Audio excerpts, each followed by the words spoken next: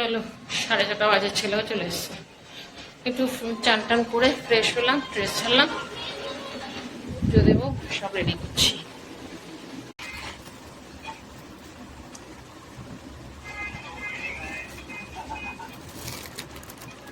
লঙ্কা দিলাম।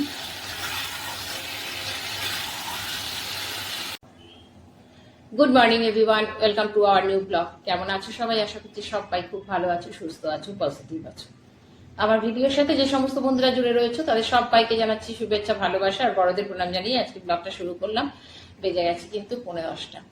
ঘুম থেকে তো আগে ঘুমাইনি, যে এটা নয় যে ঘুম থেকে উঠেছি দেরি করে, তা নয়। 5টার সময় যেরকম ঘুম থেকে উঠেছিলাম, 5:15 উঠেছিলাম, ডিউটি গেছে, টিফিন রেডি করে দিয়ে দিয়েছিলাম। তারপরে একটু মোবাইলটা নিয়েই ছিলাম, তবে মোবাইলটাকে একটু চালিয়ে দিয়ে একটুখানি শুয়েছিলাম আর কি। মোবাইলটা থেকে একটু দূরেই ছিলাম আর কি সকালটা।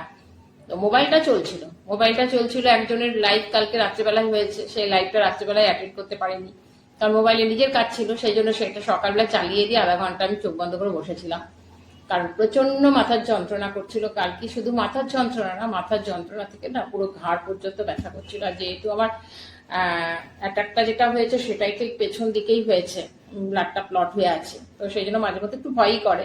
শরীর যে খুব একটা ভালো আছে তা নয়, কিন্তু হ্যাঁ, এই প্ল্যাটফর্মটায় এসছি বলে হয়তো শরীর খারাপ থাকলেও মোটামুটি ভালোভাবে, শরীর খারাপ হলেও ঠিক আছে, করতে হবে। আর ভালো লাগে, সব থেকে বড় কথা হচ্ছে আমার ভালো লাগে। তো সকালে টিফিন কিছু করিনি, আমি একটু ছেলেকে নিয়ে একটু বেরিয়েছিলাম, কারণ ছেলের আজকে আবার ছুটি আছে। কিন্তু ছুটি থাকলে হবে না, ওদের 11টার মধ্যে আবার যেতে হবে, কারণ পুজো হচ্ছে, খাওয়া দাওয়া ওখানেই হবে।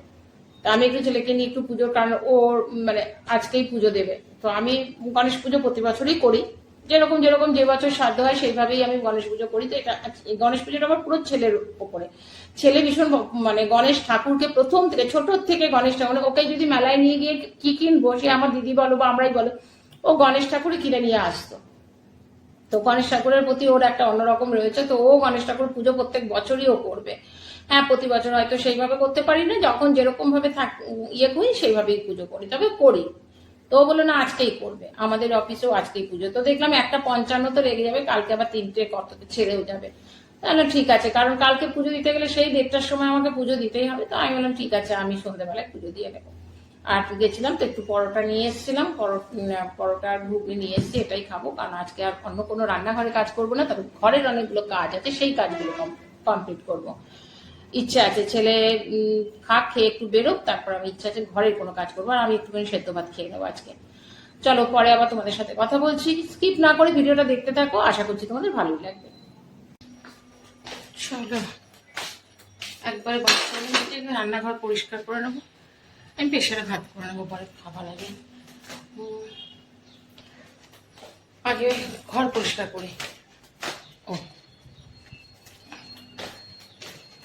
কালকে সেরকম ভাবে কোনো কাজ করিনি, আর একটু ভিডিও এডিটিং করে রাখি, একটা ভিডিও তৈরি করা আছে, পরশুদিন করেছি, ওইটা এডিটিং করে রাখি।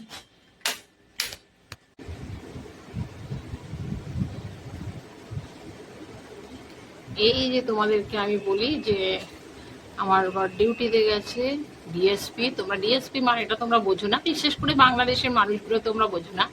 এটা একটা কারখানা, আশা করছি তোমরা বুঝতে পারছো। এটা হচ্ছে, এই কারখানাতেই আমার হাজবেন্ড কিন্তু কাজ করে। এটা বিশাল বড় একটা স্টিল প্ল্যান্ট।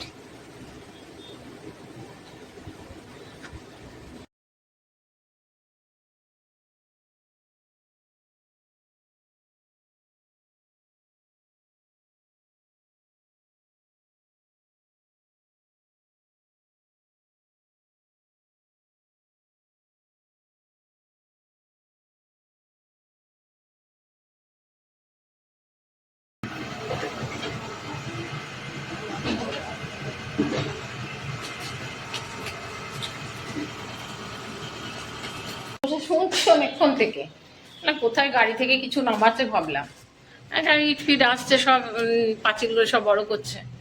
এখন কি দেখি পেছন দিকটা পরিষ্কার করছে। নিলাম আলু সেদ্ধ, বাটা আর লঙ্কা। আর এই অ্যাম্বুলেন্সের আওয়াজ পেলেই না মাথাটা খারাপ হয়ে যায়। চলো 4:30 বাজে, ছেলেও চলে এসছে।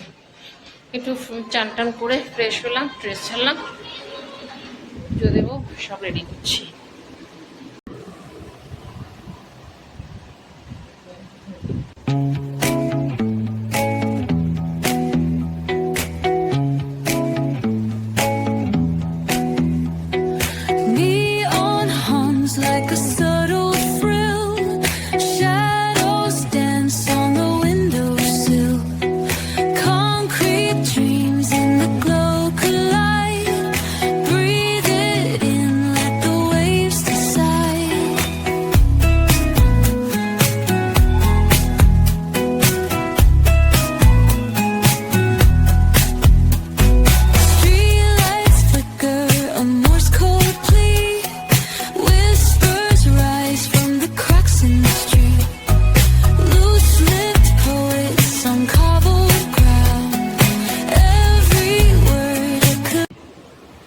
এই পিতলের গণেশ হচ্ছে আমার সিংহাসনের মধ্যেই থাকে, সারা বছরই আমি এনাকে আমার সিংহাসনে রাখি, এনাকে আমি সেখানেই পুজো করি।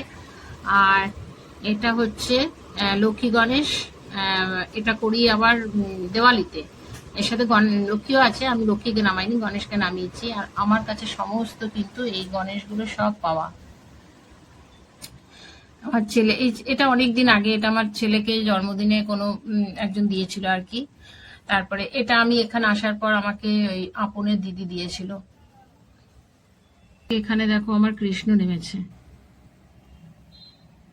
কৃষ্ণের গল্প তোমাদেরকে আমি পরে বলবো, এখন খালি দেখে নাও। এটাও কিন্তু আমার ছেলেকেই কেউ গিফট করেছিল।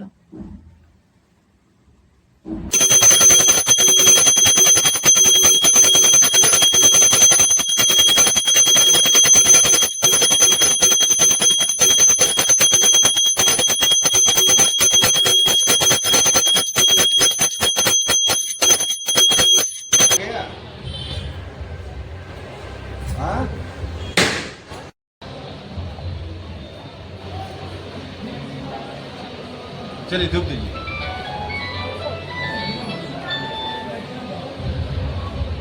स्वाहा स्वाहा स्वाहा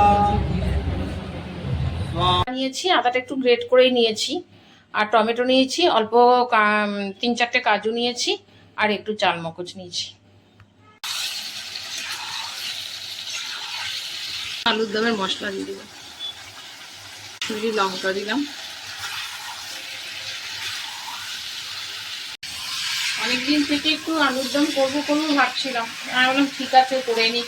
কেন বলো তো, আর না আমার এখন রান্না করতে একদম ইচ্ছে করে না, এত প্রেশার পড়ে গেছে নিজের প্রতি না, এখন রান্না করতে ইচ্ছে না। তারপরে তো আমার জন্য কিছুই করি না, দিনের বেলায় দেখো মাঝে মধ্যে আমি সেদ্ধ ভাতই খেয়ে নিই, মানে ইচ্ছে করে না রান্না টান্না করতে, পারে একা থাকি যখন। তাই বললাম ঠিক আছে, আমি গণেশ ঠাকুরকে খাওয়াবো, তোমার বাড়ির গণেশটা কি করলো, অনেকদিন থেকে বলছিল একটু আলুর দম আর লুচি খাবো। আমি ঠিক আছে তাহলে আজকে যখন নিরামিষ করবো তাহলে এটা করে নিলাম। বেশি করে কেন বলো, কালকে সকালবেলা সবার টিফিন যাবে, সেই জন্য করেও নিলাম। এখনো জল নেই, জল ভরতে হবে যেন। কালারটা দেখো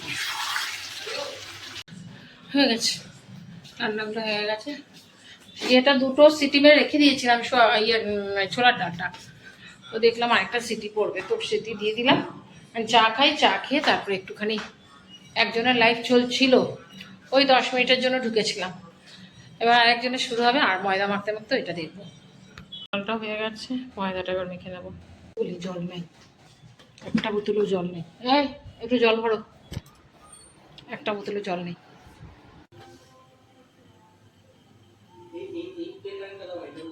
ওটা ঢেকে যাবে, আরো লুচিগুলো ল্যাপটে যাবে।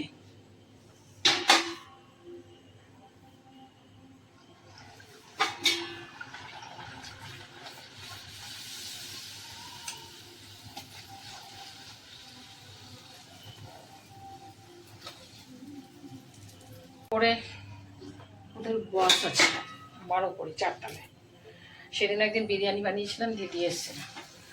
এখন প্রসাদ দিয়ে আসবে, আমি বললাম আমি যাবো না, তাহলে তুমি যাবে তো যাও। আর আমার এখন আর গিয়ে প্রসাদ বিতরণের আমার নেই, বললো ঠিক আছে দাও রেডি করে, আমি দিয়ে আসছি। তাহলে শুধু মিষ্টি দেবে, আমরা তাহলে লুচি যখন করছি তাহলে কটা লুচি তরকারি নিয়ে যাও, ওটাই রেডি করে দিলাম। ডিনার নিয়ে বসলাম, লুচি, আলুর দমটা তো ব্যাপক দেখতে হয়েছে, অবশ্যই আমি মুখে দিয়ে দেখে নিয়েছি, খুব টেস্টি হয়েছে। ছোলার ডাল আর একটুখানি বোঁদে আর প্রসাদ নিয়েছি। বাজে খাওয়া হলো, নিলাম 4টে লুচি, 2টো লুচি খেলাম, কিন্তু তরকারিটা ব্যাপক খেতে হয়েছে। কিচ্ছু তো নয়, টমেটো আর আদা পেস্ট করে আর একটু কাজু আর তিনটে বোধহয় কাজু দিয়েছিলাম আর একটু জালমগজ। খুব টেস্টি হয়েছে আলুর দমটা, খুব দারুণ টেস্ট হয়েছে খেতে। চলো ভিডিওটা এখানে এন্ড করছি। ভিডিওটা এন্ড করার আগে সবাইকে হ্যাপি গণেশ চতুর্থী। গণেশ চতুর্থী সবাইকে জানাচ্ছি শুভেচ্ছা, ভালোবাসা, বড়দের প্রণাম। খুব ভালোভাবে আমি হয়তো আজকে করে নিয়েছি, ম্যাক্সিমামই সবাই কালকে করবে, কারণ আমার ছেলে হচ্ছে যখন লাগে তখনই পুজো করতে হয়, মানে ও এটা বরাবর আর কি বলে। আর যেহেতু ওর অফিসেও আজকে পুজো হয়েছে, সেখানে ও আগে থেকে বলেছে না তুমি আজকেই করো, তো আমি ঠিক আছে। তো সেই জন্যই আজকে দুপুরবেলায় সন্ধ্যেবেলায় পুজোটা করলাম। আমার মতন যেরকমভাবে আমি পারি সেরকমভাবে করি, সব রকম একই রকমভাবে প্রত্যেক বছর আমি করতে পারি না। যাই হোক, ঠাকুর যেভাবে আমাকে দেয় সেইভাবেই আমি পুজো করি।